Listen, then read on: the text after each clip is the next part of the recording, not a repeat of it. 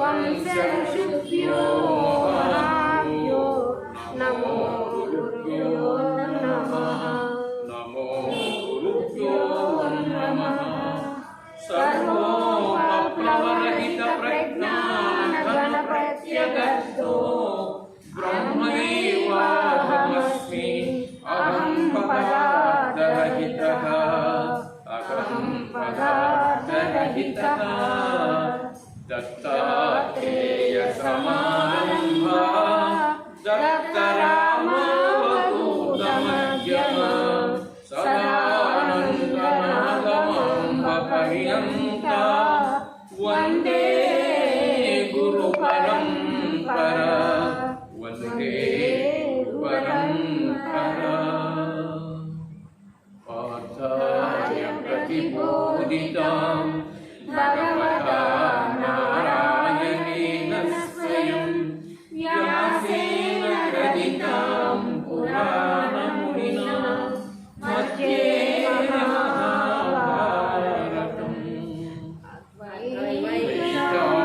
వైష్ణవవర్షిణీం అష్టాదశాధ్యాయినీం అంబార్పామనుసందదామి భగవద్గీతే భవద్వేషిణి భగవద్గీతే భవద్వేషిణి. జై శ్రీకృష్ణ పరమాత్మకు, సదానంద స్వాముల వారికి, నాగమాంబ గురుమాతకు, దత్తగురు మహారాజుకు, సకల గురుదేవులకు శరణమ పార్వతీ.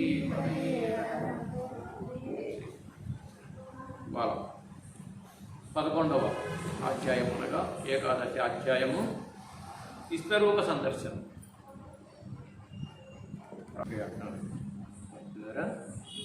ఏకాదశి అధ్యాయం విశ్వరూప సందర్శనము ఈరోజు ఇప్పుడు పారాయణం చేద్దాం. అథ ఏకాదశోऽధ్యాయః విశ్వరూప దర్శన యోగః. అర్జున ఉవాచ మదనుగ్రహాయ పరమం గుహ్యమధ్యాత్మ సంజ్ఞితం యత్వయోక్తం వదస్తేన మోహోయం విగతో మమ. అర్జునుడు పైకెను, ఓ కృష్ణ, నన్ను అనుగ్రహింపదలిచి పరమ గోప్యమైన ఆధ్యాత్మిక విషయములను ఉపదేశించింది. దాని వలన నా అజ్ఞానము మోహము తొలగిపోయినది. అనగా 10 అధ్యాయాలు జరిగాయి. ఈ అధ్యాయాల వల్ల నాకు పరమ రహస్యమైన విషయాలన్నీ ఎన్నో చెప్పావు. యథార్థము రహస్యమైనటువంటి ఒక సత్యాన్ని యథార్థంగా తెలుసుకోవడం వల్ల నాకు మోహము తొలగినది అన్నాడు. అయితే ఈ మోహము తొలగక ముందు అర్జునుడు కృష్ణుడు సమకాలికులు, భావమరుతులు ఇద్దరు. అందుకనే సామాన్య మనిషిగాని చూస్తూ వచ్చాడు, సమకాలికులుగా చూస్తూ వచ్చాడు. ఎప్పుడు వచ్చినది ఆయన గొప్పవాడని, మహా యోగేశ్వరుడని, గొప్ప జ్ఞాన సంపన్నుడని ఈ భావాన్ని అంతా ఎవరించి యథార్థంగా చెప్పినప్పుడు వచ్చింది.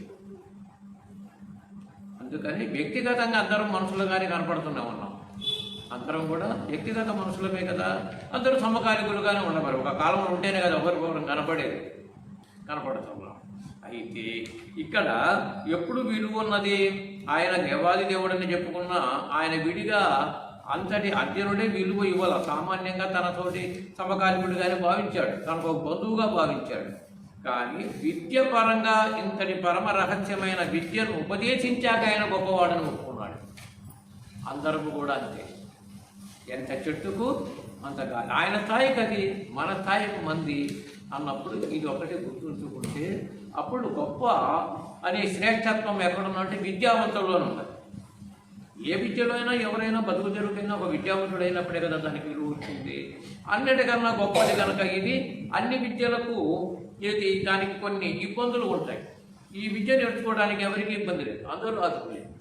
స్త్రీ పురుష భేదం లేక అందరూ అర్హులని భావించి, అందుకని నాకు ఇప్పుడు దీని యొక్క మోహము తొలగినది, నాకు అని చెప్పి అప్పుడు ఎప్పుడు పరమరహస్యమైన ఆధ్యాత్మిక విషయాలు అంటే ఆధ్యాత్మికము అంటే దానికి తాత్పర్యం ఏమో తెలుసా?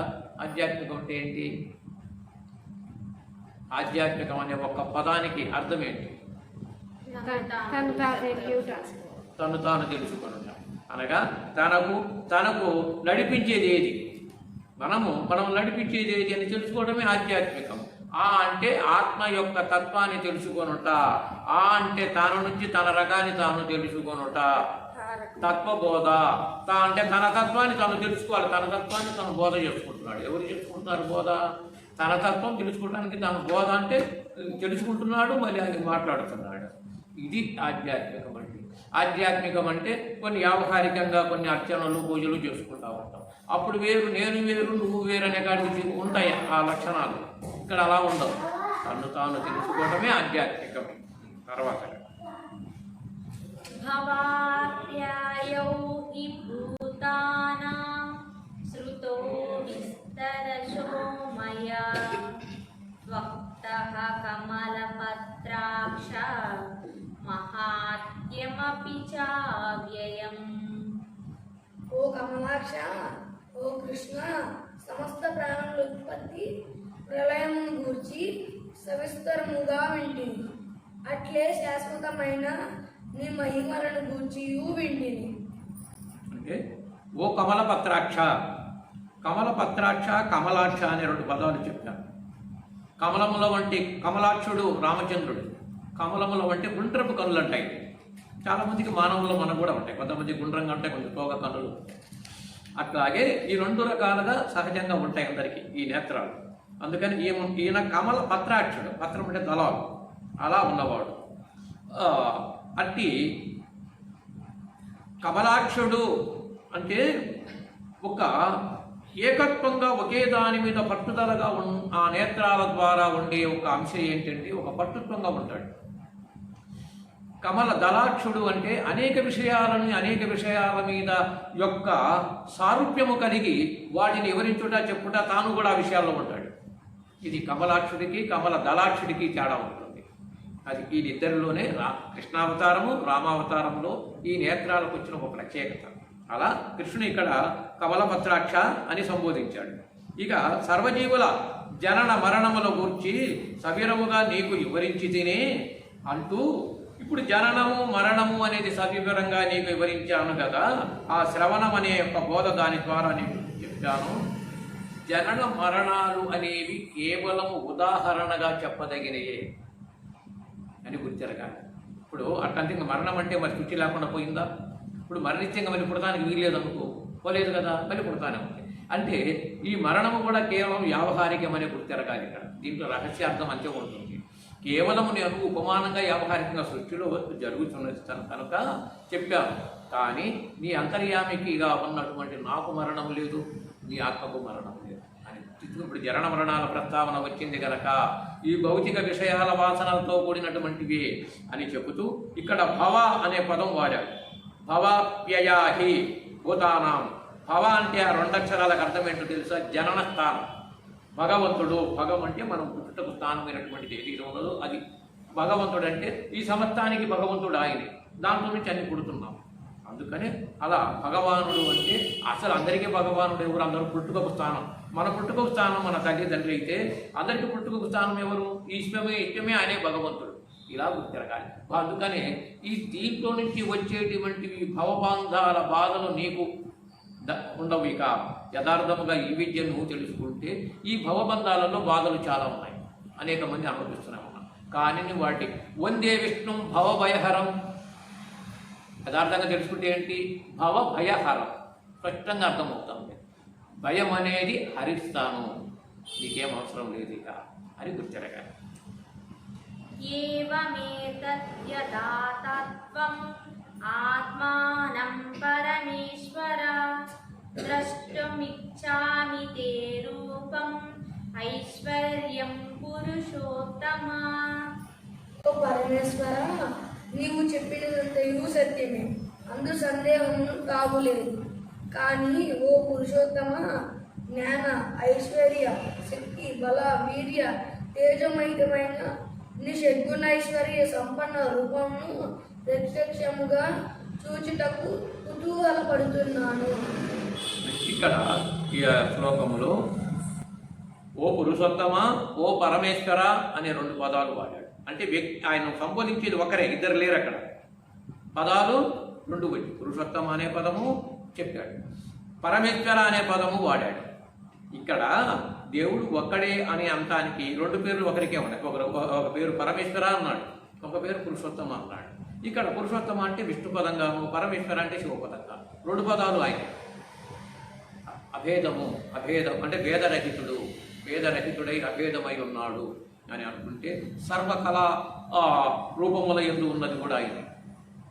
బాగా గమనించండి, ఉంది ఎలా ఉన్నాడు. సర్వమంగళ నామ సీతారామ, సర్వమంగళ అని మంగళహారతిలో వస్తుంది. సర్వమంగళ నామ సీతారామ అనే పదంలోకి వస్తుంది. అంటే సర్వ కార్యములకు, సర్వ రూపాలకు మంగళకరంగా ఎప్పుడు ఉన్నాడు అనే భావన కలిగి ఇక ఆ 2 పదాలను ఒకే పదములో సంబోధించాడు. ఒకే వస్తువు ఒకటే ఉంది అక్కడ, ఇద్దరు వ్యక్తులు లేరు, కానీ ఒకరికి 2 పేర్లు సంబోధించాడు. ఇప్పుడు భేదం లేదు. అలా తెలుసుకోగలిగాడు అర్జునుడు. ఎలా తెలుసుకోగలిగాడు? ఇద్దరు ఈయనే, ఇంకొకరు కాదు. మనకు కూడా ఈ మళ్ళీ వ్యవహారికంలో వెళ్ళినప్పుడు శివాలయం వెళ్ళినప్పుడు శివుడని, విష్ణు ఆలయానికి వెళ్తే విష్ణు అని చెప్పి భేదాలు మనసులో పడతాయి. ఆ మనసులో భేదం ఇంత బలంగా తీసుకుంటే ఆ భేదం పోయింది, లేకపోతే వచ్చింది భేదం. ఎందుకని అలవాటు పడింది మనసు అట్లా. ఆ విష్ణు ఆలయం అయితే వేరు, శివాలయం అయితే శివుడు వేరు, మరి ఆయనకు ఒక రకంగా ఉన్నాడు, ఈయన రూపం ఇలా ఉంది కదా అని అనుకొస్తా ఉంది. అలా భేదం అనేది ఎందుకు పోవాలి అంటే, రూపాకారాలు అయితే అనేక మంది ఉన్నాం, అనేక రూపాలుగా ఉన్నాం. కానీ అనేక రూపాలుగా ఉన్న అందరికీ కావలసినటువంటి యొక్క జీవన స్రవంతి ఈ విశ్వమంతా ఒకటే. విశ్వాకారుడైన సర్వేశ్వరుడు ఒకటే. ఆయనే పురుషోత్తముడు అనగా మనకు పురుషార్థాలు ఇవ్వటానికి. ఇక్కడ ధర్మార్థ కామ మోక్ష చతుర్విధ ఫల పురుషార్థ సిద్ధార్థం ఇవన్నీ నీకు కావాలి కదా, ఏ సమయంలో ఏం కావాలో ఏం చెయ్యాలో. అలా చతురాత్మక, చతుర్భావ, చతుర్యూహ, చతుర్భుజ, 4 భుజాలు. శ్రీ మహావిష్ణువుకి చతుర్భుజుడు అంటే 4 హస్తాలు పెట్టుకుని రెడీగా ఉన్నాడు, మనల్ని దీవించడానికి రెడీగా ఉన్నాడు. అది ఒక్క మనసులో అనుకుంటే అప్పుడు దర్శనము చేసేటప్పుడైనా, ఎక్కడైనా స్మరించేటప్పుడైనా అనుగ్రహాలు దగ్గర అవుతాం. నీవు అలా గుర్తెరగటం లేదు. నువ్వు గుర్తెరగనప్పుడు ఫలితం నీకెందుకు వస్తుంది? గుర్తెరగనప్పుడు మనులు మాణిక్యాలు కూడా గనులలో రాళ్ళగానే ఉంటాయి, రాళ్ళే. అవి గుర్తెరిగి స్థానపట్టిన వాడికి తెలుసు, ఇది మనీ అండి, రాయి గొప్పగా. మరి అందరికీ తెలుసా? మనం రాయనట్టు ఒప్పుకుంటే వెళ్తాం కూడా. అవి ఇక్కడ దొరికినట్టే కదా. ఏ ఒక్కడో దాన్ని గుర్తెరిగి దానిని స్థానపట్టి మనకు బయటకు చూపించాక దాని విలువ వాళ్ళు చెప్పాక కానీ మనం తెలియదు. ఓహో ఇది ఖరీదైందా, సరే. అంతకుముందు మనం తెలియదు, అంటే ఇంకొకరు తెలియజెప్పవలసి వచ్చింది. అట్లాగే మనలో ఉన్న ఆంతర్యామిని ఇలా తెలియజెప్పవలసి వచ్చింది, ఇలా తెలుసుకోవలసి వచ్చింది శ్రవణానందంగా. అందుకే ఇదే పుణ్యశ్రవణం. కృష్ణం కమలపత్రాక్షం పుణ్యశ్రవణ కీర్తనం అని అట్టి పుణ్యశ్రవణము చేస్తున్నామని, అట్టి పుణ్యశ్రవణములో ఇంతకన్నా మహాపుణ్యాలు లేవు అనే భావన కలిగి ఉండండి. మన్యసే యది తచ్చక్యం మయా ద్రష్టుమితి ప్రభో యోగేశ్వర తతో మే త్వం దర్శయాత్మానమవ్యయం. ఓ యోగేశ్వర, ఓ ప్రభు, నీ దివ్య రూపమును చూచుటకున్న అర్హునిగా నీవు భావించినచో శాశ్వతమైన నీ దివ్య స్వరూపమును నాకు చూపింపుము. అంటే హే ప్రభు యోగీశ్వర అనగా నీ ఇష్టరూపమును గాంచుటకు నేను సమర్థుడనని నీవు తలంచినచో దయతో ఆ అపరిమితమైన ఆ విశ్వరూప సందర్శనము నాకు చూపించు అన్నాడు. ఇక్కడ ఒక నేను చూచుటకు అందుకు అర్హుడు అన్నాయి ఉండుంటే చూపించు అన్నాడు. అది అట్టగాదు, నేను చూడాలనుకుంటున్నాను అని కానీ, లేకపోతే ఏదంటున్నా పోనీ ఏదే నాకు అవి కావాలి ఈ కావాలని మన కోరికలు ఉంటాయి విపరీతంగా. అది అట్లుండాలి ఎట్లుండాలని ఆ కోరికలకు ప్రాధాన్యత ఇవ్వలేదు చూసావా. అందుకని ఆయన చూపించాల్సి వచ్చింది. ఈయనొక కోరికలకు ఉంటే కోరికలు తీర్చడానికి ఏ దేవుడు చాలుడు. ఎందుకంటే ఈ మనసు గజిబిజిగా వస్తూ ఉంటాయి ఆలోచనలు. అలాంటి వాటిని ఉద్ధరించడానికి పరమాత్మ ఎప్పుడు ఉండడు. నువ్వు నిశ్చలంగా ఉండు. నిశ్చలంగా ఉంటే నీ ఆత్మ నిశ్చలమైతే పరమాత్మ నిశ్చలంగా ఉండదు. ఇంకా ఆయన నిశ్చలంగా నీలోకి వస్తాడు. వచ్చి ఆ స్పృహతో నువ్వు ఉంటావు. అప్పుడు ఆ పరతత్వమే మళ్ళీ తిరిగి ప్రశ్నిస్తూ ఉంది. ఆయనలో ఉన్న పరతత్వం నీలో ప్రవేశమై నిన్ను ప్రశ్నించడానికి మళ్ళీ ప్రయత్నం చేసింది. అప్పుడు నిశ్చలత్వం కలిగినప్పుడే నేనంటూ ఏదీ లేదు, ఉన్నది ఆ పరతత్వం ఒకటే ఉన్నది అనే యథార్థ భావన మనకు కలిగి ఉండాలి. అందుకనే నేను అందుకు అర్హుడనైతే, అది నాకు అదృష్టము భాగ్యము ఉంటే నాకు చూపించు ఆ దర్శనాయాత్మ అవ్యయం అనగా అట్టి యొక్క పరతత్వాన్ని నాకు అనుగ్రహించుము, అది నాకు ఆ భాగ్యము కలిగించుము అర్హుణ్ణి అయితే అని పదం. శ్రీ భగవానువాచ పశ్య మే పార్థ రూపాణి శతశోధ సహస్రశః నానావిధాని దివ్యాని నానావర్ణాకృతీని చ. శ్రీ భగవానుడు పలికెను, ఓ అర్జున, అసంఖ్యములైన బహువిధములైన పెక్కు వర్ణములు ఆకృతులు గల నా అలౌకిక రూపములను చూడుము.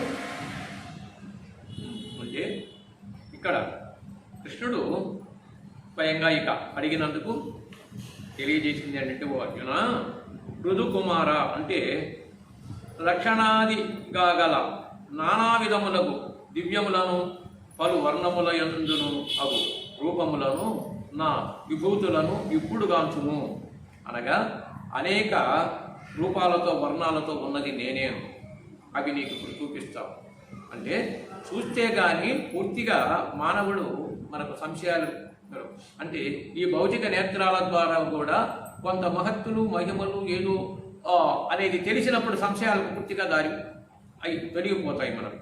అట్లాగే ఆ రూపములో సమర్థము నేనే ఉన్నాను అని అన్నప్పుడు అట్టి పరమోన్నతమైన ఆసక్తి కలిగినటువంటి ఆ వ్యక్తికి తన యొక్క ఇష్టరూప సందర్శనములో తన మహత్తును చూపించాడు. అది కేవలము మహత్తు చూపించిన ఆయన యొక్క ఆధీనములో ఉన్న ప్రకృతి కనుక ఇది అది చూపించగలిగాడు.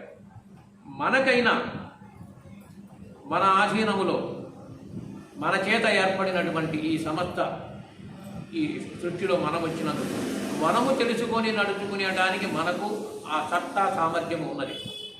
అనగా శబ్ద స్పరిశ రూపరసగంధాదుల ద్వారా అనేక విషయాలు తెలుసుకుంటున్నాం. ఆ విషయములో పరతత్వము దాగి ఉన్నది. ఆ విషయంలో పరతత్వము దాగి ఉన్నది అని గమనిస్తే అవి నిరంతరం పనిచేస్తూనే ఉన్నాయి. అప్పుడు సాధన చేయగా చేయగా ఆ మానవుడు అర్జునుడు నరుడు మహా గొప్ప స్థితిని పొందగలిగాడు. అందరము కూడా ఆ స్థితిని పొందుతాము.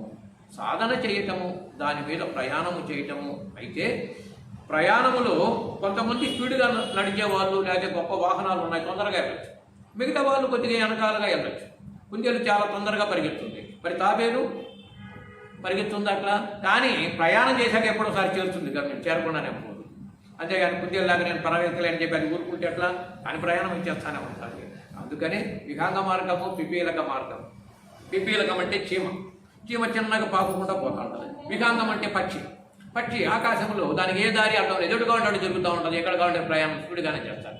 కానీ ఆధ్యాత్మికంలో 2 మార్గాలు ఉన్నాయి గొప్పవి, విహంగ మార్గము, పిపీలక మార్గం. అందుకని అందరికీ కూడా పిపీలక మార్గం పూర్తి చేస్తే విహంగ మార్గం పనిచేస్తారు. ఇక నీ అంతరాత్మ ఇక్కడ కదిలాడు, అంతర్యామిగా పైన కదిలాడుతా, పైన మొత్తం ఈ చరాచర జగత్తునంతా గుర్తిరుగుతూ ఉంది. చరాచర జగత్తు గురించి ఎంతో చెప్పుకున్నాం. అలా మనలోనే ప్రవేశం అవుతుంది. మన దేహం ఇక్కడే ఉండొచ్చు, మన యొక్క అంతర్యామి విహరిస్తుంది విహంగములాగా, గరుత్మంతుడిలాగా అని భావన చేయండి. పశ్యాదిత్యాన్ వసూన్ రుద్రాన్ అశ్వినో మరుతస్తదా బహూన్యదృష్ట పూర్వాణి పశ్య సత్యాని భారత. ఓ అర్జున, సూర్యులను, వసువులను, రుద్రులను, అశ్విని దేవతలను, మరుత్తులను చూడుము. అట్లే ఇదివరకెన్నడును నీవు చూడని పెక్కు ఆశ్చర్యములను గాంచుము. అంటే ఇక్కడ ఈ సమస్తాన్ని ముందు చూడమని చెప్పాడు. ఇది గ్రహాలను, అశ్విని దేవతలకు అధిష్టానం ఎక్కడో తెలుసా వాళ్ళకు దిక్పాలకులు ఈ ఫలానా దిశన ఫలాని వాళ్ళు ఉండాలని మనకు ఆలయాల్లో నవగ్రహాల యొక్క పీఠం ఉంది కనుక తెలుసా ఈ నవగ్రహాలు ఇలా ఉంటాయంట అని. అశ్విని దేవతలు రాహుకేతువులతో కూడి ఉంటారు. అందుకని అశ్విని దేవతల యొక్క అనుగ్రహం కనుక మనకుంటే రాహుకేతువులు బాగా ఉంటే వాళ్ళకన్నా ఎక్కువ ఫలితాలు ఇస్తాయి. శరీరదారులకు వీళ్ళు ఎక్కువ బలం ఉంటుంది. అశ్విని దేవతలు రాహుకేతువుల యొక్క సంబంధమే స్థావరాల వల్ల ఆ స్థావరాలతో ఉంటారు. అందుకని ఆ గ్రహము కూడా వాళ్ళలో కలిసినప్పుడు వాళ్ళ బలాన్ని కూడా వీళ్ళు తీసుకొని ప్రయోగం చేస్తారు.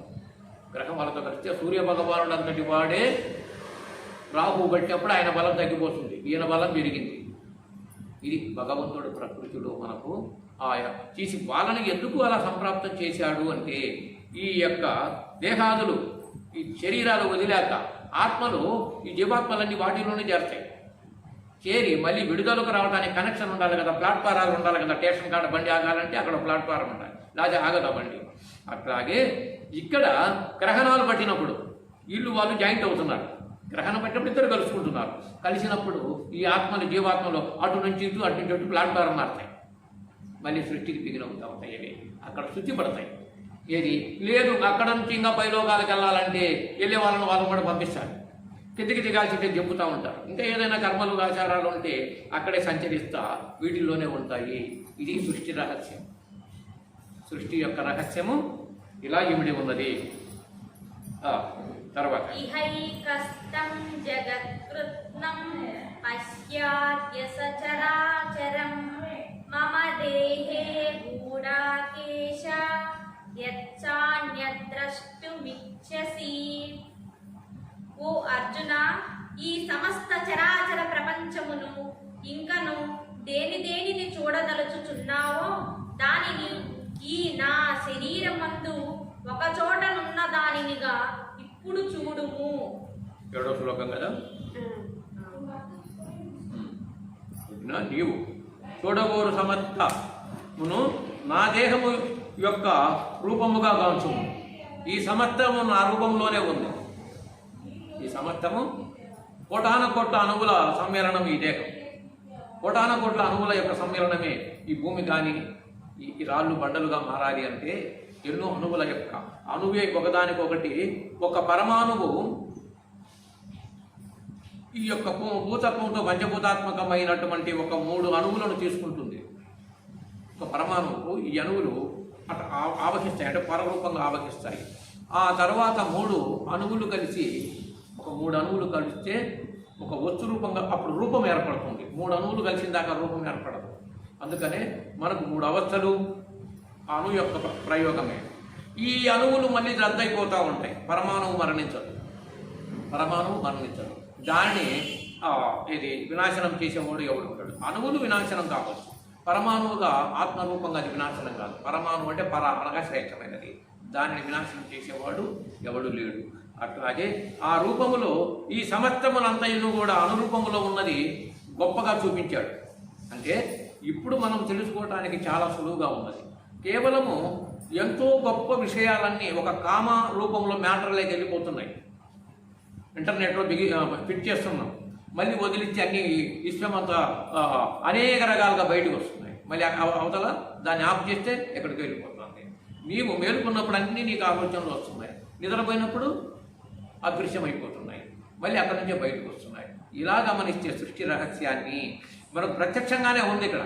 కానీ దాని మీద మన మనస్సు యొక్క ఆలాపన లేకపోవటం వల్ల ఎంతసేపటికి ఈ భౌతికమైన విషయాల మీదనే ఆలాపన. అందుకే జ్ఞానోదయం కలగటం లేదు. జ్ఞానోదయం కలగటానికి కారణం ఏంటంటే నువ్వు పరిశోధనలో ఉండటం లేదు. కేవలము భౌతిక వస్తువుల మీద ఆలోచనలు, భౌతిక వస్తువుల మీద ఆప్యాయత, ప్రేమలు పెంచుకొని ఉన్నదానిని జరిగేది జరిగినట్టు, ఉన్నది ఉన్నట్టు తెలుసుకోవడానికి టైం చాలటంలా. టైం ఎక్కడ చాలుతుందండి మాకు అని మనిషి లఘు పరుగు తెల్లారు లెగుస్తానే. పశుపక్షాదులన్నీ లేచి కిలకిల రావాలి చెప్పిన పరిగెత్తున్నాయి. జంతువులు కూడా ఏ దారిని అయిపోతున్నాయి. మళ్ళీ సంతకానికి ఏ పచ్చికుడి ఆ పచ్చికుడికి చేరాలి వస్తున్నాయా లేదా? అట్లాగే అయ్యంతో ఇచ్చేసి ఈ మానవులు కూడా అలా తయారయ్యారు. ఇవన్నీ కూడా గతిస్తాయి, కొన్నాళ్ళకు పోతాయి, మళ్ళీ అంతరిస్తాయి, మళ్ళీ ఏదో రకంగా పుడతాయి. ఇందాక చెప్పాను కదా, గ్రహ ప్రభావంతో ఇలా అలా జరుగుతున్నది. అట్లా కాకుండా ఈ రూపంగా నీవు వీక్షించు. ఈ యొక్క దర్శనాన్ని, నా విశ్వరూపాన్ని ఇలా వీక్షించినతో నీ విశ్వరూప సందర్శనంలో నీకు భాగ్యం కలుగుతుంది, అంటే సత్యాన్ని నువ్వు తెలుసుకుంటావు అని తెలియజేశాడు. నతు మాం శక్యసే ద్రష్టుం అనేనైవ స్వచక్షుషా దివ్యం దదామి తే చక్షుః పశ్య మే యోగమైశ్వరం. ఈ నీ మాంసమయ నేత్రములతో నీవు నా విశ్వరూపమును గాంచజాలవు. కావున దివ్య దృష్టిని అనగా జ్ఞాన నేత్రమును నీకు ప్రసాదించుచున్నాను. దానిచే ఈశ్వర సంబంధమైన నా యోగ మహిమను చూడుము.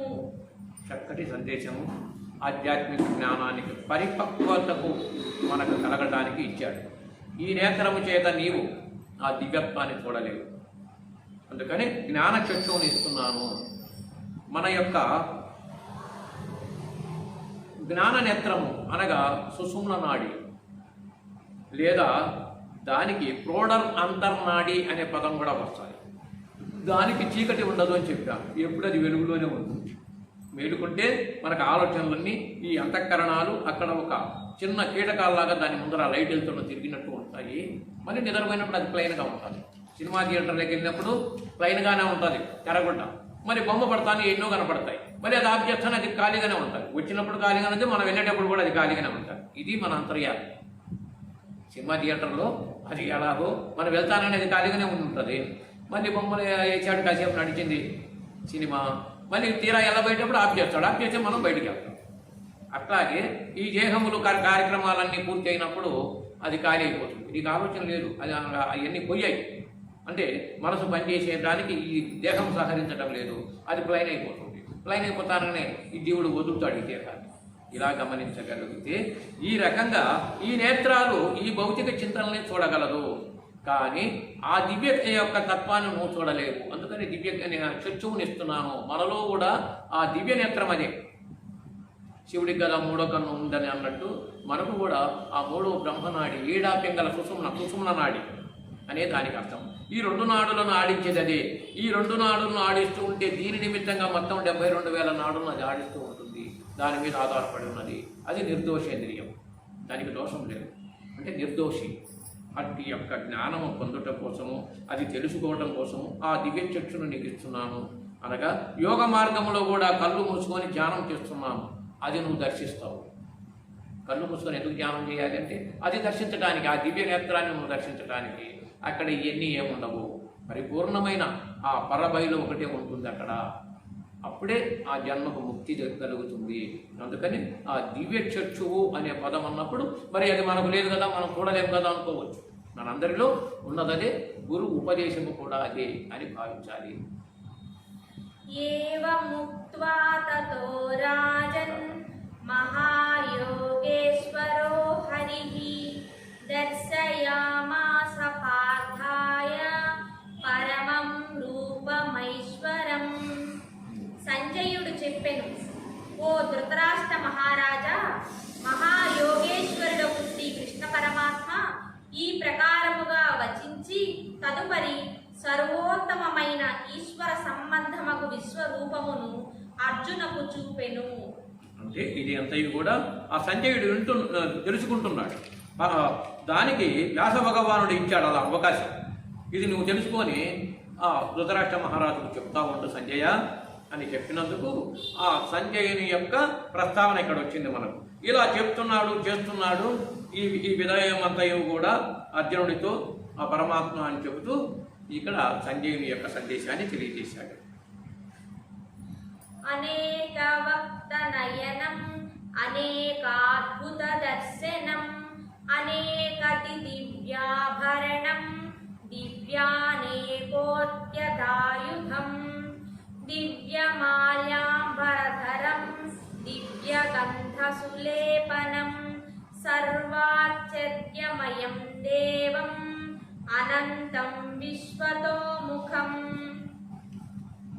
పెక్కు ముఖములు నేత్రములు కలదియు అనేకములకు అద్భుత విషయములను చూపునదియు దివ్యములైన పెక్కు ఆభరణములతో కూడినదియు ఎత్తబడి ఉన్న అనేక దివ్యాయుధములు కలదియు దివ్యములైన పుష్పమాలికములు వస్త్రములను ధరించినదియు దివ్యమగు గంధపూతముతో కూడినదియు అనేక ఆశ్చర్యములతో నిండినదియు ప్రకాశమానమైనదియు అంతము లేనిదియు ఎల్లెడలా ముఖములు గలదియు అగు తన విశ్వరూపమును భగవానుడు అర్జునకు చూపెను.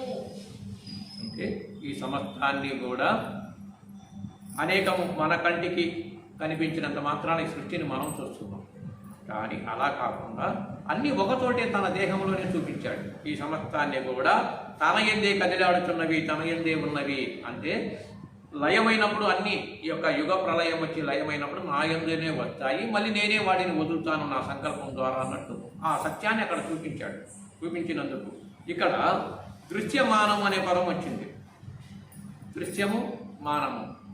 మానం అంటే ఏంటి? మానాభిమానాలు కాపాడుకోవడానికి మానవులమైన మనము ఆ పదం ఒకటి అర్థమై ఉంటుంది.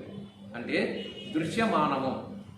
ఆ దృశ్యములో ఏదైతే ఉన్నదో ఆ ఖాళీగా ఆ పరబయలు అదే ఆయన మానం, అదే భగవంతుడు. భగవంతుడు ఎలా ఉన్నాడు ఇప్పుడు? ఈ సమస్తము కూడా ఎలా వస్తురూపంగా మనలాగా లేడు.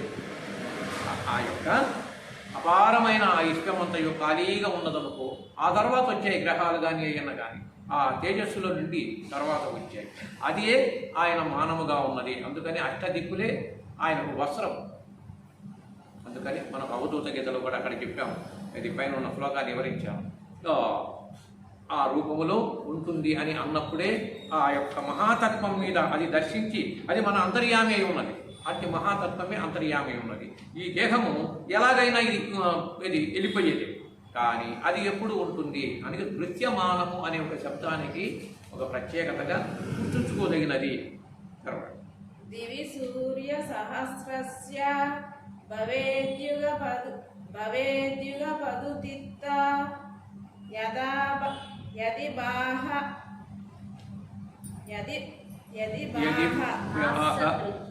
సదృశీసా యది బాహ సదృశీసా వాసస్తస్య మహాత్మనః. లక్షలాది సూర్యులు ఒక మారు ఆకాశమున ఉద్భవించినచో వాటి కాంతి విశ్వరూపమునందలి పరమ పురుషుని తేజస్సును పోలగలదు. అంటే సులువుగా ఒక మాటతోనే సూచిగా చెప్పాడు. లక్షలాది మంది సూర్యులు ఒక చోట కూడినప్పుడు ఆకాశం అంతా చూసినా ఎటు చూసినా వారే ఉదయించి ఉండారు, ఇంకా ఎవరూ లేరు అనేది ఎలా ఉంటుందో అనే పదము. లక్షలాది సూర్యులు. ఇప్పుడు ఒక సూర్యుడు ఉంటేనే ఏదో ఉంది. లక్షలాది సూర్యులు అనే పదం వాడాడు. అయితే నిజమైన ఆ యొక్క తత్వము కొంత మనకు తెలుసుకోవడానికి చెప్పాడు. ఇక్కడ బ్రహ్మజ్ఞానులైన ఆ భగవంతుని దర్శించినటువంటి యొక్క దివ్య స్వరూపులు పొందినటువంటి వారు ఏం చెప్పారంటే, కోటి సూర్యులు గుంపు కూడిన సాటి రాదు అచ్చోటి మహిమ. ఒకవేళ లక్షలు కాదు, కోటి సూర్యులు గుంపు కూడిన సాటి రాదు అచ్చోటి మహిమ. కోటి అయినా లెక్క పెట్టగలం. అంతకుముందు చెప్పారు, ఏ వస్తువు లేదు వెలిగే ప్రకాశిస్తూ ఉన్నది, ఏ చూసినా అదే ఉన్నది. కేవలము ఒక ఉదాహరణకు ఉపమానం చెప్పడానికే ఆ పదము వాడవలసి వస్తుంది. ఒక కోటి సూర్యుడు గుంపు కూడిన సాటి రాదు అచ్చోటి మహిమకు, అంత గొప్పది అన్నదే ఈ యొక్క బ్రహ్మ విద్యలు తను తెలుసుకోగలిగిన గొప్ప సాధన. తత్రైకస్తం జగత్కృష్ణం పవిభక్తమనేకదా అపశ్యదేవ దేవస్య శరీరే పాండవస్తదా. ఆ సమయమున అర్జునుడు బహువేల సంఖ్యలో విభజించబడి ఉన్నను ఒకే చోట నిలిచి ఉన్న విశ్వము యొక్క అనంత రూపములను శ్రీకృష్ణ భగవానుడు విశ్వరూపమును గాంచెను. అంటే ఆయనకు అలా చూపించడానికి ఆ అనంతంగా అనేక విధాలుగా దర్శనం ఇచ్చాడు. స్వానుభవము గొప్పది, అనుభవించటము గొప్పది అని అంటామే, అప్పుడే తెలియబడుతుంది అని. అందుకనే మన అంతరంగం కూడా ఈ బోధని మనము పదే పదే విన్నందువల్ల అది మనకు ముందు సంకల్ప రూపము నుంచే ఒక రూపం ఏర్పడుతుంది. ఇందాక కంటికి కనపడని పరమాణువు ఈ ప్రకృతి యొక్క అణువులను తగులుకున్నప్పుడు అది ఒక రూపం ఏర్పడి వస్తురూపంగా మారుతుంది మళ్ళీ. అట్లాగే అలా గమనించగలిగితే ఈ భావన విన్నందుకు చేసినందుకు మన అంతర్యామి ఒక స్వస్వరూపాన్ని ఇక దర్శనం చేయటానికి ఒక లోన తయారై ఆ సాధన మనకు పండినప్పుడు అది మనకు ఫలం. అలా ఈ దర్శనం మనము కూడా పొందుతాము అనే భావన కలిగి ఉండండి. తతః స విస్మయావిష్టో హృష్టరోమా ధనుంజయః ప్రణమ్య శిరసా దేవం కృతాంజలిరభాషత. అటు పిమ్మట ఆ అర్జునుడు ఆశ్చర్యముతో కూడిన వాడును గగుర్పాటు కలవాడు అయి విశ్వరూపమును ధరించిన భగవానునకు శిరస్సుచే నమస్కరించి చేతులు జోడించుకొని పలికెను. అంటే ఇక ఆ భావాన్నంతా చూస్తూ తానుగా మాట్లాడేదేమీ లేదు, అనేదేమీ లేదు, వినేదైతే చాలు. వినేదేమీ లేదు, ఏది ఉందో అది కండం చాలు, దానికి సమాధానం అదే. ఆ రకంగా ఉన్నాడు అర్జునుడు. ఇప్పుడు ఇక తాను అడిగింది ఏమీ లేదు, ముందు విన్నాడు, వినేది కూడా ఏమీ లేదు, కంఠమే అనే స్థితిలో అర్జునుడి యొక్క స్థితి. అర్జున ఉవాచ పశ్యామి దేవాంస్తవ దేవదేహే సర్వాంస్తదా భూత విశేష సంగాన్ బ్రహ్మణమీశం కమలాస్తనస్తం ఋషీంచ సర్వానురంగాచ్చ దివ్యాన్. అర్జునుడు చెప్పెను, దేవా, మీ శరీరమందు సమస్త దేవతలను అట్లే చరాచర ప్రాణికోట్ల సమూహములను కమలాసనుడైన సృష్టికర్తయకు బ్రహ్మదేవుని సమస్త ఋషులను దివ్యములకు సర్పములను చూచుచున్నాను. అంటే ఈ సమస్తాన్ని అక్కడ ఆయన యొక్క దివ్యమైన మహిమతో చూపిస్తున్నాడు. మనలో కూడా దేహములు అతల ఇతల సుతాల అనే లోకాలు 7 లోకాలు ఉన్నట్టు పాదాల నుంచి ఈ కింది భాగానికి పాతాల లోకమని, పైకి ఊర్ధ్వలోకాలని వస్తాయి. 7 14 లోకాలు అని. ఇది ఎంతయు కూడా ఈ దేహంలో ఇవిడే ఉన్నది మనకు కూడా. అట్టి యొక్క పరమ రహస్యాన్ని ఇంకా కొద్దిగా దగ్గరికి వెళ్తే మనము వీరబ్రహ్మం గారు చెప్పినట్టు షడ్చక్రాల మీద దేవతలను చూపించాడు. ఆధారమందు వినాయకుడు, స్వాదిష్టమందు బ్రహ్మ, మణిపూరమునందు మహావిష్ణువు, స్వాదిష్టమని విశుద్ధ అనాహతములు అనగా జీవుడు, శివుడు, ఆఖరికి ఈశ్వరతత్వంతో భూమధ్యమ స్థానమున కపాలమందు యొక్క సహస్రార కమలమందు ఆ పరబ్రహ్మతత్వము ఇవన్నీ ఈ దేహంలో ఇవిడే ఉన్నాయి. ఆయనలో చూపించాడు అంటే ఆ అంశ మనలో కూడా పెట్టాడు. మనము కూడా దర్శించడానికి ఆల్రెడీ శాస్త్ర సమ్మతమంతా అది దర్శించిన మహనీయుల అనుభవం అదే. అందుకని మనకు ఈ విషయంలో సంశయం అవసరం లేదు. ఆయన ఏదైతే చెప్పగలిగాడో అవన్నీ మనలో ఉన్నాయి కనుక మనం చూడటానికి సాధ్యపడేది. ఇప్పుడు ఆ అనుగ్రహం వదులుతానగానే ఆయనకు మనలో ఉన్నటువంటి ఏదైతే దేవతాగణం ఉన్నదో ఇది అంటనే ఇది రెడీ అయిపోయాయి. అంటే నిద్రపోయే వాడిని లేపినట్టు, నిద్రించే వాడిని లేపి వాడిని చూస్తాడు కనుక అట్లాగే నిద్రపోయే వాడిని ఆ జ్ఞానాన్ని లేపాడు, నిద్రపోయేటువంటి జ్ఞానాన్ని లేపాడు. మనలో కూడా ఆ స్థితియే ఈ బోధ వల్ల అని భావన. అనేక బహుధర వక్తనేత్రం పశ్యామి త్వాం సర్వతోనంతరూపం నాంతం న మధ్యం న పునస్తవాదిం పశ్యామి విశ్వేశ్వర విశ్వరూప.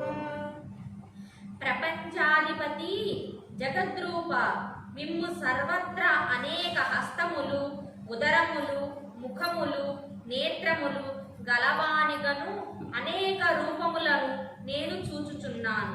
మరియు నీ యొక్క మొదలును కాని, మధ్యమును కాని, తుదను కాని నేను గాంచజాలకున్నాను. అంటే అన్ని చూస్తున్నాడు, కానీ అసలు మొదలు ఎక్కడ ఉంది, ముగింపు ఎక్కడ ఉంది అన్నది కనిపెడతాం కదా. ఇక్కడ తెలుసుకోదగింది ఏంటంటే ఇదే దృశ్యాలు మనం చూస్తున్నాం ఎన్నో. ఈ చూసేదానికి మొదలు ఎక్కడ ఉంది, ముగింపు ఎక్కడ ఉందన్న సంగతి ఏమైనా అర్థమవుతుంది ఎవరికన్నా? అవటం లేదు. అంటే ఇక్కడ మన నేత్రాలకు కూడా ఏది సాధ్యపడటం లేదు. అక్కడ ఆయనకు అదే పరిస్థితి వచ్చింది. కానీ మనము దానిని ఒక విశ్లేషణాత్మకంగా వివరణ తీసుకోలేదు, ఏదో పరజ్ఞానంగా ఉంటున్నాం. భావన మన మనసు నిలబెట్టి ఇప్పుడు పరిశీలన చేస్తే తుది మొదలు ఏమైనా తెలిసిందా మనకు? లేదు. అందుకనే పెద్దలు ఎప్పుడైనా కోపం వస్తే తల తోకకు ఈ వరం తెలియదు నీకు, ఎందుకు మాట్లాడుతున్నావు అని చెప్పి కొంతమంది మద్దతిచ్చారు. ఈ తలకాయ ఎక్కడుందో తోక ఎక్కడుందో నీకు తెలియదు, ఎందుకంటే మాట్లాడతావు అని అనేవాడు. అట్లాగే తెలిసిన వాడు అవసరమైతే మాట్లాడతాడు, లేకపోతే మాట్లాడు ఊరుకుంటాడు. ఎందుకని వినలేదనుకో దాని మీద కోప్పడు, ఏదో ఇక తప్పనిసరి మందలించాల్సి వచ్చని అట్లా మాట్లాడతారు. అందుకోసము అర్జునుడి పరిస్థితి కూడా చివరా మొదలు తెలియలేదు అని అన్నాడు. అంటే దాని యొక్క అర్థం ఏంటో తెలుసా? అందుకే దానికి ఎక్కడ పుట్టింది ఎక్కడ అంతమవుతుంది అన్న దానికి మూలం లేదు, దానికి మూలం లేదు. అదెంతకదే ఉద్భవిస్తుంది, అదెంతకదే మళ్ళీ అదృశ్యమవుతుంది, మళ్ళీ వస్తుంది. ఆ పరమరహస్యము ఆ యొక్క సంపూర్ణమైన పరిపూర్ణమైన బ్రహ్మ విద్యలోనే సాధ్యపడుతుంది. అది తెలియటానికి పరమరహస్యము ఆ సంపూర్ణమైన బ్రహ్మ విద్యలో, అందుకనే పరిపూర్ణ బోధ. పరిపూర్ణము అంటే ఆ రహస్యం తెలియబడుతుంది, తుది మొదలు లేనిదేదో తెలియబడుతుంది. అప్పుడు అతను బ్రహ్మ విద్యలో పరిపూర్ణుడవుతాడు. అంతవరకు యావకారికముల పరిపూర్ణుడు ఎవరు కాదు. అందుకని ఆయన ఆ ఒక్క విషయం సంశయాన్ని బయటకు పెట్టాడు, ఎక్కడ చివర ఎక్కడ మొదలని నాకు తెలియటం లేదు అన్నాడు. కిరీటినం గదినం చక్రిణం చ తేజోరాశిం సర్వతో దీప్తిమంతం పశ్యామి త్వాం దుర్నిరీక్ష్యం సమంతాత్ దీప్తానలార్కద్యుతిమప్రమేయం. మిమ్ము ఎల్లెడలను కిరీటములు కలవానిగను, గదను ధరించిన వానిగను, చక్రమును పూనిన వానిగను, కాంతి పుంజములగను, అంతటను ప్రకాశించువానిగను, జ్వలించు అగ్ని సూర్యుని వంటి కాంతి కలవారినిగను, అపరిచ్ఛిన్నులగను అనగా పరిమితి లేని వారిగను చూచుచున్నాను. అంటే తిథి ఇంతటితో పరిమితిగా ఉన్నది అనేది నీకు లేదు. అపరిమితుడు అంటే పరిమితము లేని, అందరికీ మనకు పరిమితాలు ఉన్నాయి. దేహపరంగా వ్యావహారికంగా అందరికీ పరిమితాలు ఉన్నాయి. కానీ మహాతత్వ ఆత్మావలోకమునకు మనం వెళ్ళినప్పుడు అక్కడ పరిమితమే ఉండదు. ఆయనకే కాదు, మన ఆత్మ కూడా ఆత్మావలోకంలోకి మనం వెళ్ళినప్పుడు అక్కడ పరిమితం ఉండదు, అపరిమితంగానే ఉంటుంది. అట్టి యొక్క సత్యము తెలియబడినప్పుడే సంపూర్ణమవుతుంది.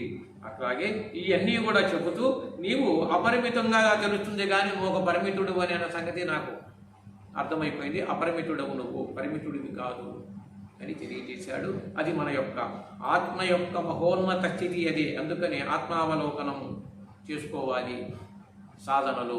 లేదు పరతత్వము కానీ నీ తత్వము కానీ నువ్వు తెలుసుకోవాలంటే అది ఆత్మావలోకనంలోని పరిపక్వత చెందుతామే తప్ప ఇంకా ఏ విద్యల ద్వారా ఎవరము చెందలేము అన్నది అవసరం అక్కడ. త్వమక్షరం పరమం వేదితవ్యం తమస్య విశ్వస్య పరం నిదానం త్వమవ్యయః శాశ్వత ధర్మగోప్త సనాతనస్త్వం పురుషో మతో మే. మీరు తెలియదగిన సర్వోత్తమ అక్షర పరబ్రహ్మ స్వరూపులు. మీరీ జగత్తునకంతటికీ గొప్ప ఆధారభూతులు. మీరు నాశరహితులు, శాశ్వతములకు ధర్మములను కాపాడువారు. మీరు పురాణ పురుషులు అని నా అభిప్రాయము. ఫస్ట్ పదమే త్వమక్షరం. త్వం అనగా నీవు, పరమం వేదితవ్యం అనగా చాలా, పరం అనగా అత్యంత శ్రేష్టమైనది. పరమాణు రూపములు అనే పదం ఎలా ఈ జీవాత్మలు వచ్చాయన్నాను, అట్లాగే ఆ సత్యము ఇందులో నుంచి మనకు తెలియబడింది. ఎవరు కొత్తగా సృష్టించిందేమి లేదు ఆ పదము. అందుకనే త్వమక్షరం, అక్షరుడవై ఉన్నావు, పరబ్రహ్మమై ఉన్నావు. అట్టి తత్వాన్ని, ఈ సనాతనమైన ఈ మహాతత్వాన్ని ఈ రూపములో నేను కనుగొనగలిగాను అని చెబుతూ అనేక విధాలుగా కొనియాడుతున్నాడు. ఇక అవ్యయం అనగా వ్యయము కాని వాడివి, శాశ్వత ధర్మము అనగా శాశ్వతముగా ఉండి ఈ ధర్మాన్నే మళ్ళీ తెలియజెప్తున్నావు. అవతారం ఇచ్చినప్పటికీ కూడా ఇలాంటి సనాతనమైనటువంటి ఈ ధర్మాన్ని మళ్ళీ చెబుతున్నావు. ఓ పురుషో మతో మే అనగా సనాతనత్వం పురుషో మతో మే. మే అనగా నీవు, త్వం అనగా నాకు, నీవు అనే పదాలు అలా చెబుతూ వివరణ ఇచ్చాడు. అంటే అర్జునుడు వేడుకుంటున్నాడు, నాకు ఇలా తెలియజేశావు అని. అనాది మధ్యంతమనంత వీర్యం అనంత బహుశశి సూర్యనేత్రం పశ్యామి త్వాం హుతాశవక్తం స్వతేజసా విశ్వమిదం తపం.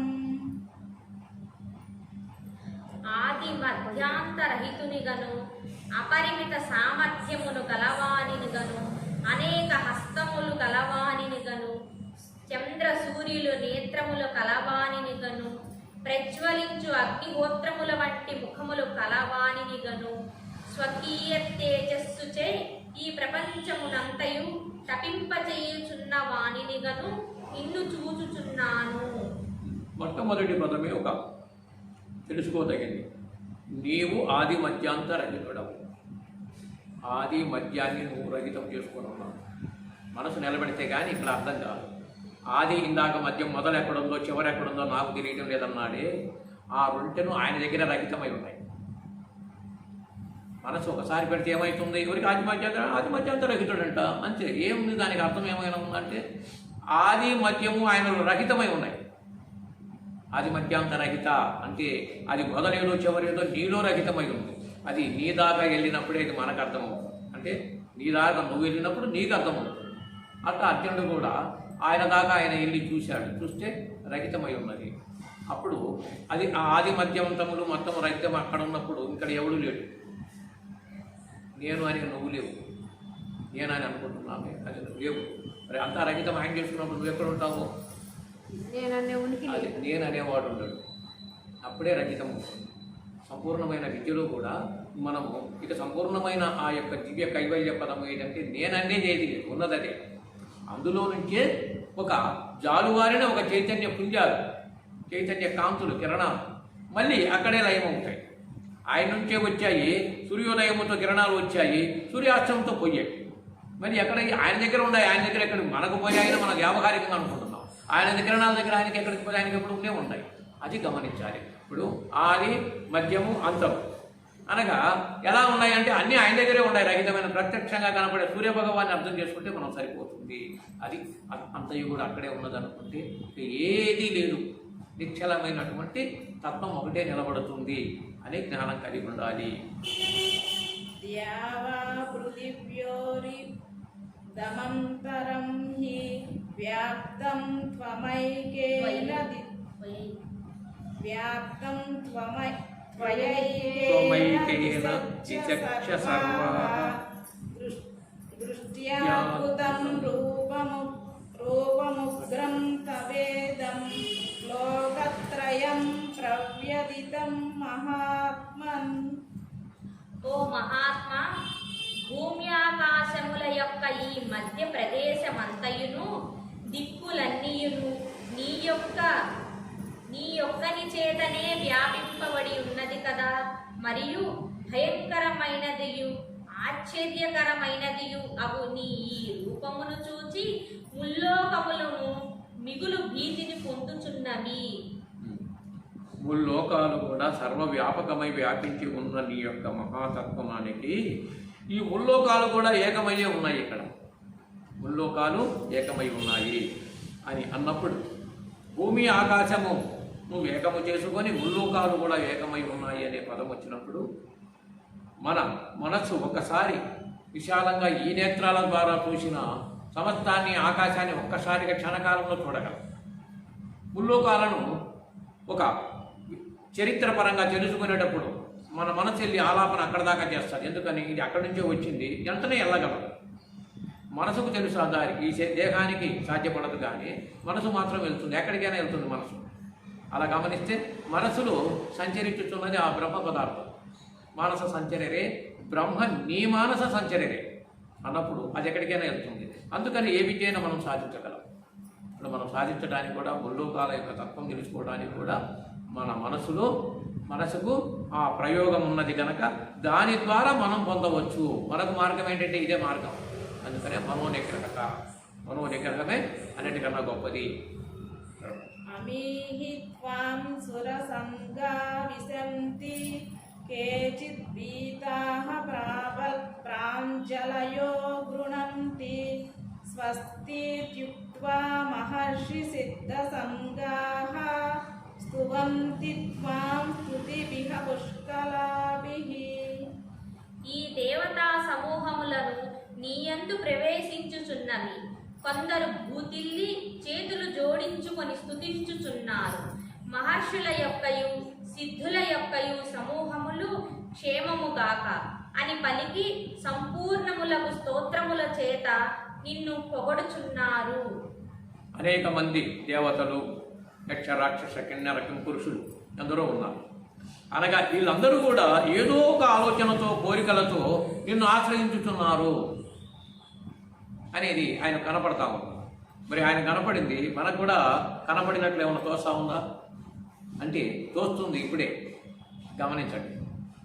మనము ఒక మహాక్షేత్రానికి వెళ్ళినప్పుడు మన కళ్ళతో మనము ఒక విశాల దృక్పథంతోనూ తత్వార్థంగా చూస్తే ఎవరెవరు ఏ ఆలోచనలతో తిరుగుతున్నారా లేదా? గుడికి వెళ్ళే వాళ్ళు గుడికి వెళ్తున్నారు, లేదా ఒకసారి చూడాల్సిన చూస్తున్నారు. ఏదైనా వింతగా వస్తువులు ఉంటే వస్తువుల కోసం వెతికే వాళ్ళు వస్తువుల కోసం వెతుకుతున్నారు. అక్కడ ఏదైనా ఒక పరమార్థం కోసము మీది అతిథులు, యాత్రికులు వస్తే వాళ్ళ వల్ల ఏదైనా ఒక ధన సహాయము మరుకోరటానికి భిక్షులు ఉంటారు. లోన ఉన్న అర్చకుడు కూడా ఈ భక్తాదులు వస్తే వాళ్ళ వల్ల వచ్చే కానుకలతో వాటి యొక్క కార్యక్రమాలు చూసుకోవడానికి ఆయన ఉన్నాడు. ఆయన పనిలో ఆయన ఉన్నాడు, వెళ్ళే వాళ్ళు వెళ్ళే పనిలో ఉన్నారు. సరే, అందరూ మానవులుగా ఉన్నా ఎవరి బుద్ధి ఎలా పనిచేస్తుందో అర్థమైంది కదా. క్షేత్రాలకు వెళ్ళినప్పుడు ఈ గమనించండి, ఎవరెవరి ఆలోచనలతో వాళ్ళు ఆశ పెట్టుకొని ఉండాలి. చేరుతున్నారు లేదా? మన మనసు ద్వారా గమనిస్తే అదే వస్తుంది. నీ మనసును నీ దగ్గర పెట్టుకొని నువ్వు వెతికినప్పుడు ఈ జ్ఞానం అందదు. ఒకసారిగా అవన్నీ మానుకొని ఇలా విశాల దృక్పథంతో చూసావా ఈ మానవులందరూ ఎవరెవరెవరి తాపత్రయం, ఆఖరికి ప్రధాన అర్చకుడైతో సహా, దారిలో కాపలా ఉన్న వాళ్ళు సహా, ఇక్కడ తిరిగి సంచరించే వాళ్ళతో సహా ఎవరెవరి పనుల మీద వాళ్ళు జరుగుతున్నారు. అట్లాగే ఆ దేవతల నుంచి భూలోకాలన్నీ కూడా ఇక్కడ తిరిగినట్టు వాళ్ళు తిరుగుతున్నారు. దేవతలు కూడా ఇది నేను చూశాను దృశ్యము నీలో అన్నాడు. మనము కూడా ఈ రకంగా చూడొచ్చు. రుద్రాదిత్య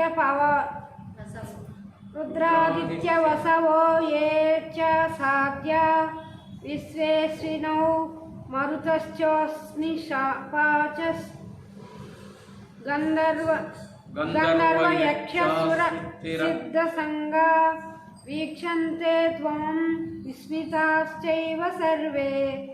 రుద్రులను, సూర్యులను, వసువులను, సాత్యులను, విశ్వే దేవతలు, అశ్విని దేవతలు, గంధర్వుల యొక్కయు, యక్షుల యొక్కయు, అసురుల యొక్కయు, సిద్ధుల యొక్కయు సంఘములను వారందరూ ఆశ్చర్యచకితులై నిన్ను చూచుచున్నారు.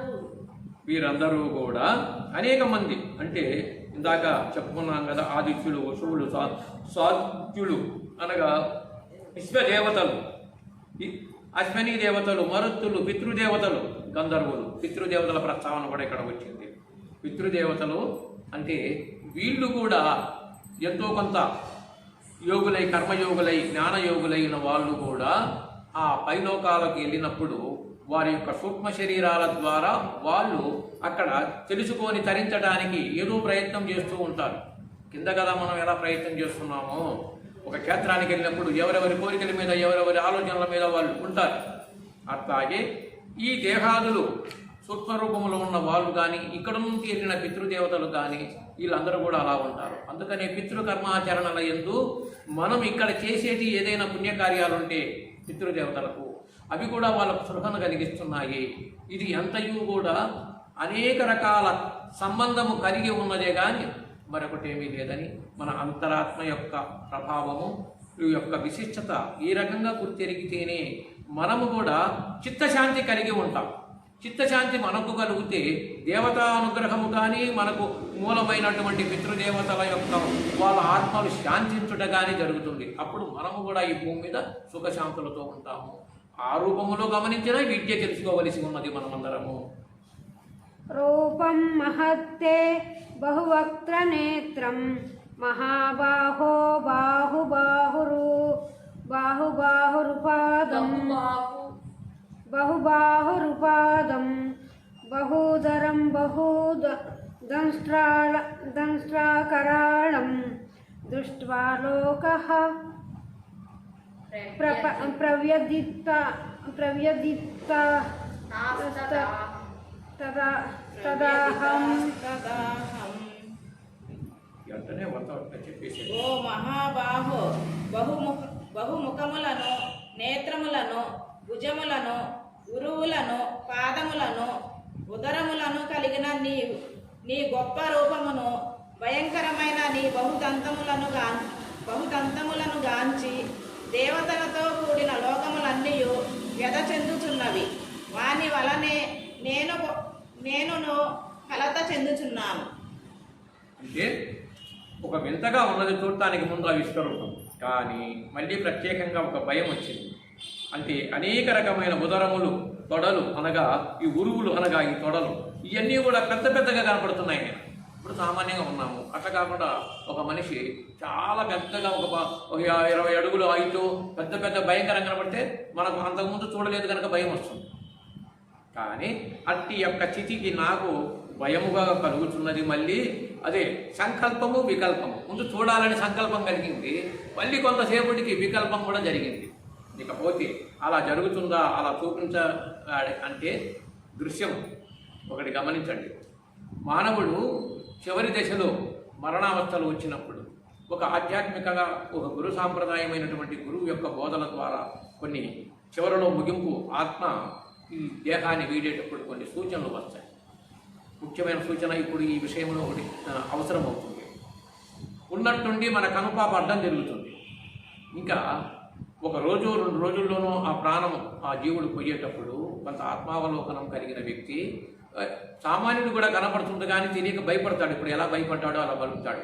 మనకు కనుపాప ఊర్ధముఖంగా ఉంటుంది, గొడ్లకు కనుపాప అడ్డంగా ఉంటుంది. అందుకని మనం చూస్తానంగానే అవి మనం భూతత్వంలో మనుషులు కనపడినట్టు కనపడతాం, పెద్ద పెద్ద మనుషుల్లో కనపడతాం. అందుకని మనకు కంట్రోల్లో ఉన్నాయి. లేకపోతే ఈ పెద్ద జంతువులు మన మీద జరగబడితే మనం చాలము కూడా. కానీ భగవంతుడు దానికి ఆ కనుపాప కొద్దిగా అడ్డంగాను చూస్తానగానే మనం పెద్ద పెద్ద మనుషులలాగా చిన్న కర్ర తీసుకున్నది పెద్ద కర్ర తీసుకున్నట్టు కనపడతాం. అట్లాగే ఆ వ్యక్తి ఇక చివరి దశలో ఎవరైనా పలకరేయడానికి వస్తున్నారేమో, తను చూడటానికి బంధువులు ఏమైనా అనుకున్నప్పుడు, ఆ ఆలాపన వచ్చినప్పుడు, ఆ వచ్చే వ్యక్తి ఎవరో వస్తున్నారంటే ఆయన ఒక్కసారిగా ఏదో ఒకేసారి ఒక 10-15 అడుగులు 5 గల్ల మనిషిలా కనపడతానే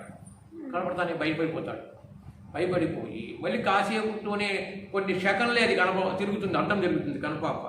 ఆ దృశ్యం అలా కనపడుతుంది. ఆ వ్యక్తే 10-15 అడుగులు 5 ఉన్నట్టు కనపడతాడు. మరి మనుషులు కాళ్ళు చేతులు ఇంతలాగా ఉన్నట్టు కనపడతాడు. ఒక్కసారిగా భయపడిపోతాడు. కొన్ని సెకండ్లతో మళ్ళీ సరిపోతుంది. సరిపోతానగానే మళ్ళీ ఆయన మామూలుగా పలకరిస్తాడు. నేను కళ్ళారా చూశాను కదా, అప్పుడు చూశానని ఇంకా భయం తగులుకుంటాడు. భయం తగులుకొని భయపడి కూడా ఏదో భూతాలు వచ్చి ఉంటాయి, ఏదైనా దెయ్యాలు వచ్చి ఉంటాయి, నన్ను ఏదన్నా జరుగుతుందేమో, ఇంకా భయంతోనే మరణం కూడా జరుగుతుంది. ఇప్పుడు చూడటానికే భయపడతాడు. అంటే ఆఖరికి భయముతో భీతితో ఈ మరణాలు పొందుతాయి కనుక మళ్ళీ ఇవి అనేక రకాలుగా ఘోషిస్తూ ఆత్మలు మళ్ళీ పుడతా ఉంటాయి. ఇది జరిగేది. అందుకని అలాంటి కర్మ దోషాలను వాటిని నువ్వు ఇరుగుడు తెలుసుకున్నందువల్ల నిన్నేం చేయవు. ప్రతిదానికి ఇరుగుడు ఉన్నది. ఇరుగుడు లేక సృష్టిలో ఏదీ లేదు. నువ్వు తెలుసుకోగలిగితే, నువ్వు ఒప్పుకుంటే సమస్తానికి విరుగుడు ఉన్నది. ఈ ప్రపంచంలో మనం ఒప్పుకోకపోతే విరుగుడు లేదు అంటూ ఒక ఇందిరాగాంధీ ఒకసారి ఆమె ఓడిపోయినప్పుడు, ఆమె మరణించినప్పుడు ఆమె యొక్క ఇది రాసుకుంటాం కదా డైరీ, ఆ డైరీలో ఉన్న అంశాలను బయట పెట్టారు. వాళ్ళ తండ్రి చెప్పేవాడంట, ఇది ఒక రాజకీయమైన ప్రపంచమైనటువంటి మేధావుల యొక్క తత్వాన్ని కొన్ని చెప్పినట్టు రాసుకున్నాము డైరీలో. ఆయన చెప్పినది ఏంటంటే, ఈ సృష్టిలో ఈ ప్రపంచంలో ఏ సమస్యకైనాను సరే నువ్వు ఒప్పుకుంటే పరిష్కారం ఉంది. పరిష్కారం లేనిదంటే ఏ సమస్య లేదు. పరిష్కారం లేని సమస్య ఉండదు. కానీ నువ్వు ఒప్పుకోకపోతే జరగదు. ఇప్పుడు రాజీ పడితే తగాద ఏముంది? రాజీ పడలేదనుకో వస్తుంది తగాద, అంతేనా? ఒప్పుకున్నప్పుడు ఏమీ లేదు, భాయ్ అని ఎలా అనుకుంటామో అలా ఆ మాటను నేను ఎప్పుడు కూడా ఆ యొక్క సందేశాన్ని నేను ఎప్పుడు ఇది తెలుసుకుంటూ దాని యొక్క ఆలోచన అప్పుడప్పుడు నాకు సమస్య వచ్చే నేను ఆ యొక్క అంశాన్ని మరణం చేసేదాన్ని అని చెప్పి రాసుకుంది డైరీలో. దాన్ని అప్పుడు పేపర్లో వచ్చింది. అట్లాగే అలా భావన చేస్తే ఈ విషయాలకన్నిటికీ కూడా నువ్వు తెలుసుకొని ఉంటే విరుగుడు అది. ఓహో ఇలా జరుగుతుందని చెప్పి ముందే చెప్పారు కదా, పెద్దలు చెప్పారు, గురువు గారు చెప్పారు, అందరు చెప్పారు. అలా జరిగిందా, అయితే ఏదో కొంత టైం దగ్గరికి వచ్చిందన్నమాట, నాకు ఈ కనుపాప అలా తిరిగి మళ్ళీ ఇలా తిరిగిందా అని తనలో జరిగిందా అని చెప్పుకుంటాడు. లేకపోతే లేదు నాకు అలా జరిగింది. ఆఖరికి దయ్యాలు బట్టి మధ్యలో కూడా కొంతమందికి వాళ్ళ కర్మానుసారంగా వస్తాయి. దయ్యాలు బట్టి ఊగేది అదే. దయ్యాలు కూడా పెద్ద గొప్పగా నేత్రమునందు కనుపాప యందు జరిగే ఒక నాటకమే ఈ దయ్యాలు కూడా. అంటే దాంట్లో వచ్చిన మాట మళ్ళీ అది సరైందనుకో, మళ్ళీ అది కరెక్ట్గా ఉందనుకో, మళ్ళీ బాగానే ఉంటారు. అది సరి కానప్పుడు ఎన్ని లక్షణాలు వస్తాయి వాళ్ళకు. ఇది సృష్టిలో జరిగే ఒక తంతు. ఇది ఒక వింత. అలా వింతగా భావించి జ్ఞానం అనే యొక్క భావన చేతనే, ఇటు ఆత్మజ్ఞానం చేతనే అవి తొలుగుతాయి తప్ప మరొక మార్గం ఎవరికి ఉండదు. సభః స్పృశం దీప్తమనేకవర్ణం వ్యాప్తాననం దీప్తవిశాలనేత్రం దృష్ట్వా హి త్వాం ప్రవ్యధితాంతరాత్మా ధృతిం న విందామి శమం చ విష్ణో. ఓ సర్వ వ్యాపక విష్ణు, పలు ప్రకాశమాన వర్ణములతో ఆకాశమును తాకుచు విప్పారిన వక్రములను తేజోమయమైన నేత్రములు కలిగిన నిన్ను గాంచి నా మనసు భీతిచే కలత నొందినది. మనోస్థిరత్వమును గాని సమత్వమును గాని నేను ఏమాత్రము నిలుపుకొనలేకున్నాను. అంటే ఓ సర్వవ్యాపక విష్ణు అంటూ నిన్ను ఒక ప్రసన్న తత్వముతో చూశాను, ఎంతో ఆహ్లాదకరమైన భావన చేత. అట్టిది మళ్ళీ ఇప్పుడు ఈ విధముగా నిన్ను అనేక రూపాలతో అనేక వర్ణాలతో ఇలా చూస్తూ ఉంటే ఒక రకంగా నాకు ఒక భీతి కలుగుతున్నది. వీటిచే కలత నొంది చెందుతున్నాను. మనోస్థితి అనగా నా మనోస్థిరత్వమునుగా గాంచి సమత్వమైనటువంటి యొక్క స్వరూపాన్ని మళ్ళీ నాకు కలిగిచ్చే బాగుంటుంది అనే యొక్క భావనలో పడ్డాడు అర్జునుడు. తర్వాత దంష్ట్రాకరాళాని చ తే ముఖాని దృష్ట్వైవ కాలానలసన్నిభాని దిశో న జానే న లభే చ శర్మ ప్రసీద దేవేశ జగన్నివాస. ఓ దేవదేవ, ప్రపంచ శరణ్య దయచే నాయడ ప్రసన్నుడమగును. నీ మండుచున్న మృత్యువును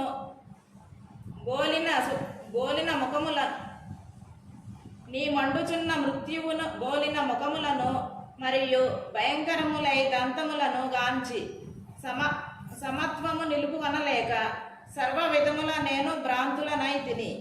అంటే ఈ వింతలు దృశ్యాలు అనేక మంది దేవతలు లోకాలు చూసినప్పుడు బాగానే ఉంది. ఇక్కడ మళ్ళీ ప్రతిరోజు ఏదో ఒక ప్రాణి మరణిస్తూనే ఉన్నది, తగలబడుతూనే ఉన్నది. అవి కూడా కనబడుతున్నాయి. బాగా అర్థమైంది కదా ఇప్పుడు. అవి బాగానే ఉంది, ఆనందంగానే ఉంది, కానీ ఇవి కూడా కనపడతాయి. మరి అన్ని ఆయనలోనే ఉన్నాయి కదా, ఇది గుర్తుంచుకోవాలి. ఆయన అలాగే ఉంటాడంట, అలా చూపిస్తాడంట అని కాదు, ఇవి కూడా ఉంటాయి. మనము మన ఇంట్లో శుభకార్యం ఉన్నది, మనం జరుపుకున్నామంటే మన పదార్థం ఏదో శుభకార్యం జరిగిందనుకో, మరి మనం శుభకార్యం జరుపుకున్న అక్కడ శుభకార్యం పక్కన జరుగుతూనే ఉంటుంది. మరి వాళ్ళ సంగతి వాళ్ళు ఉంటారు కదా, వాళ్ళ సంగతి వాళ్ళు లేకుండా ఉంటారు, వాళ్ళకి అవసరమే కదా. అట్లాగే అవి జరిగినప్పుడు ఇవి కూడా జరుగుతున్నాయి. అట్లాగే ఆయన దగ్గర కూడా అవి చూపిస్తూ ఉంటే ఇవి కూడా ఒక పక్కన జరుగుతూనే ఉన్నాయి. అవి చూసి భయం వచ్చింది మళ్ళీ. ఇలాంటివి ఆ మృత్యుగోసతో ఆ దేహాలు తగలబడి భస్మీపటలం అవుతూ ఉంటే మళ్ళీ ఆ దృశ్యం చూసి బాధగా ఉన్నది. ఇది వ్యవహారికములో ఉంటుంది. ఆయన దానికి కూడా వీటెళ్ళి శరణు కోరాడు. నీ యొక్క స్వస్వరూపమైనటువంటి ప్రీతికరమైనటువంటి అనుగ్రహాన్ని నాకు మళ్ళీ దర్శనం చెయ్యి అనే భావనతో వచ్చాడు. అమీఛాత్వాం ధృతరాష్ట్రస్య పుత్రాః సర్వే హైవావనిపాలసంగై భీష్మో ద్రోణః సూతపుత్రస్తదాసౌ సహాస్మి ధియైరపి యోధముఖ్యైః వస్త్రాణి తే త్వరమాణా విసంతి దంష్ట్రాకరాళాని భయానకాని కేచిద్విలగ్నా దశానాంతరేషు సందృశ్యంతే చూర్ణైతే రుత్తమాంగైః తమ పక్షపు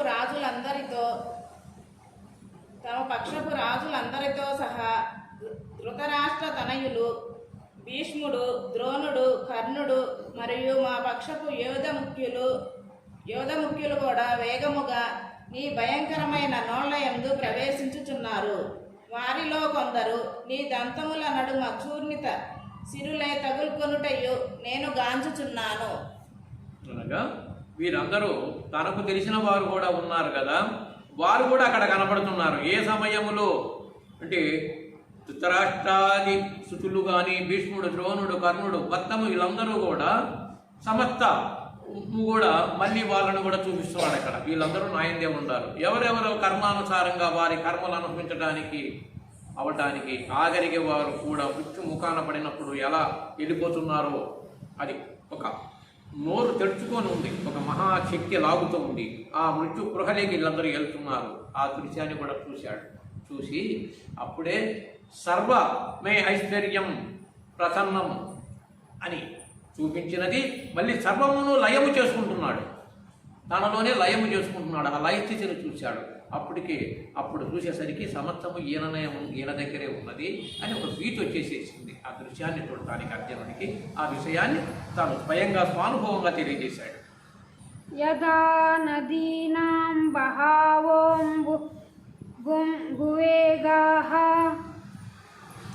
సముద్రమేవాభిముఖం ద్రవంతి తదా తవామి నరలోకవీర విశంతి వక్సాణ్య విజ్వలంతి. నదీ ప్రవాహములు సముద్రమునందు ప్రవేశించు రీతి ఈ మహాయోధులందరూ నీ నోళ్లయందు ప్రవేశించి మండిపోవుచున్నారు. సముద్రం అంటే నదులు అన్నీ కూడా ఉప్పొంగి ఎక్కడికి వెళ్తాయి? ఆ సముద్రంలో కలిసిపోతాయి. సముద్రంలో కలిశాక ఈ నదుల యొక్క ఉనికి ఏమైనా అక్కడ ఉంటుందా? సమస్తము సాగరములో కలిసిపోతున్నాయి సమస్త నదులు. కానీ అక్కడికి వెళ్ళాక ఏ నదికి ఏ ఉనికి లేదు, మొత్తం అదే ఐక్యమై ఉంది. ఆ రూపములో నీలో సమస్తము ప్రవేశించి ఐక్యమైపోతున్నాయి. ఇక దీనికి సొంత ఉనికి లేదు. ఇందాక ఆ స్థాయికి వెళ్ళినప్పుడు నువ్వు అనే నేను అనే ఉనికి ఉండదు ఎవరికి. ఉనికి ఇంకా నేను అనేది ముందు నువ్వు మనకి చెప్పేదే. అది నిజమైన ఒక తత్వము, నిజమైన జ్ఞానము అని అన్నట్టు ఇక్కడ ఆ స్థితిని దర్శించాడు. యదా ప్రదీప్తం జ్వలనం పతంగా విశంతి నాశాయ సమృద్ధ వేగాః తదైవ నాశాయ విశంతి లోకాః తవాపి వస్త్రాణి సమృద్ధ వేగాః. జ్వలించు అగ్నియందు నాశనము కొరకై శలభములు ప్రవేశించు రీతి జనులయందును అత్యంత వేగముగా నీ వక్తములందు ప్రవేశించున్నట్లు నేను గాంచుచున్నాను. అనగా ఇప్పుడు వక్రము అంటే నోరు, వక్రము అంటే నోరు. అందుకని వక్ర భాష్యం చెప్పొద్దు అంటారు. అంటే నోటితో ఇక్కడ మాటలో కూడా ఏదో ఒక రకమైనటువంటిది ఉన్నట్టు కాకుండా ఏదైనా కల్పించో ఏదైనా ఒక ప్రమాదమైనది మాట్లాడితే నీవు దీనికి వక్ర భాష్యం చెప్పావు అనే పదం వాడతారు. వక్రం అంటే నోరు. అన్నీ దాంట్లో ప్రవేశిస్తున్నాయి. ఆయన మహాశక్తి యొక్క స్వరూపంలోనే ఈ సమస్తము మళ్ళీ ఆయనే నోరు తెరవబడితే అన్నీ ప్రవేశిస్తున్నాయి. ఆ దృశ్యాన్ని చూశాడు. చూస్తే ఎవరూ బయటపడలేదు. ఆయన అద్వితీయమైన ఆ మహత్తుకు అన్ని లోబడి ఉన్నాయి అన్నది వేదార్థంగా తనకు బోధపడింది. లేలియాహే గ్రహమానా సమాంతాత్ లోకాన్ సమగ్రాన్ వదనైర్జలబ్ధిః తేజోభిరాపూర్య జగత్సమగ్రం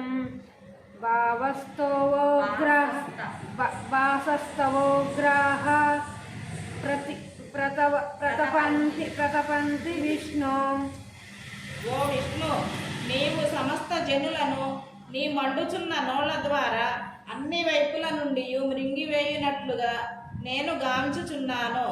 విశ్వమంతటిని నీ తేజస్సుతో ఆవరించి భయంకరములను మరియు తాపకారములను అగు కిరణములచే నీవు వ్యక్తమగుచున్నావు. బాగా ఈ శ్లోకము దాకా ఇంతవరకు మనం పారాయణం చేసిన వాటిల్లో గమనిస్తే ముందు మహత్తులు మహిమలు సమస్తము నేనే ఉన్నాను తోడు విరాజిల్లుతున్నాయి నాలోనే, ఎవరి పనుల మీద ఎలా గెలుతున్నారో అది నాలోనే ఉంటారని చెబుతూ ఇప్పుడు లయాన్ని చూపిస్తున్నాడు. ఈ సమస్తము కూడా తనలోనే లయమైపోతున్నది అన్నప్పుడు ఈ లయం అనేది భయంకరంగా ఉంది కనుక తాను చూడలేకపోతున్నాడు. ఆ రూపములో సమస్తము అనేక నోర్లు నీ నోటి ద్వారానే అన్ని వైపులా నుంచి నీలోనే ప్రవేశమైపోతున్నాయి. అవి ఎంతకయ్యే లాక్కొని నీలో ప్రవేశమైపోతున్నాయి. ఆ యొక్క స్థితిని ఆయనకు భయము కలిగించింది అక్కడ అనే సత్యాన్ని తెలియజేశాడు.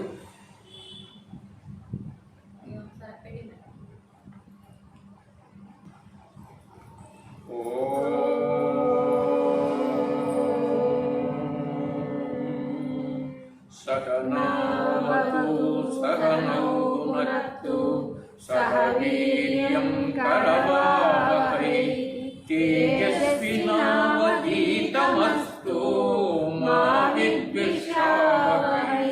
ఓం శాంతి శాంతి శాంతి. సర్వే జనా సుఖినో భవంతు. లోకా సమస్తా సుఖినో భవంతు. సమస్త సన్మంగళాని భవతు. హరి ఓం తత్సత్. హరి ఆత్మనమస్తు.